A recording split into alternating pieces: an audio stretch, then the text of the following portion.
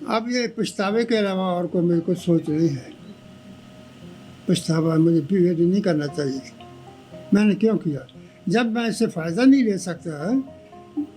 Vice chancellor ने नहीं बल्कि हायर एजुकेशन कमीशन के चेयरमैन ने ये कहा था कि आप जवानी में करते तो किसी जगह प्रिंसिपल होते, वाइस चांसलर होते और कहीं फॉरेन सर्विस में होते। आपने इसे बुढ़ापे में जाके क्यों किया? तो मैंने उनको जो जवाब दिया वो लासानी था। मैंने कहा जी इल्म और इश्क उम्र की हद मुकर्रर नहीं करते। देहात में रहते थे, शहर के स्कूल में पढ़ता था। तो जब पाकिस्तान बना तो मैंने पंजाब यूनिवर्सिटी लाहौर से मैट्रिक किया। इसके बाद मुल्तान आकर जहाँ नौकरी की 12 से 15 साल तक नौकरी की।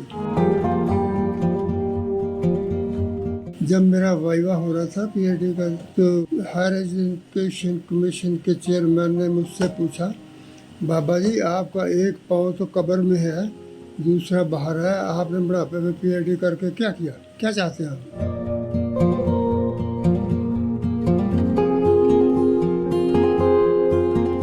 पंजाबी मैंने इसलिए किया कि मेरी मादरी ज़बान है। जो बात आप अपनी मादरी ज़बान में अपने माफ़ी ज़मीर के मुताबिक बता सकते हैं वो आप दूसरी ज़बान में नहीं कर सकते। 32-33 किताबें लिखी हैं। हालांकि मेरी नज़र कमज़ोर है, मेरे कान जो सुनवाई मेरी ये बहुत ही वीक है, बहुत है। ऊँचा सुनने लगा हूँ, हाथ रखा हुआ मशीन लगाने के बावजूद। मुझे किताब से इश्क है। मैं जब तक पढ़ ना लूँ मुझे सब्र नहीं आता।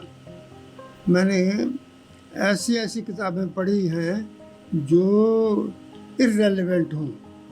आजकल मेरे ज़ेरे तहरीर है, ज़ेरे कलम है, एक सदी का मुल्तान 1900 से लेकर 2000 तक के दरमियान मुल्तान कैसा था।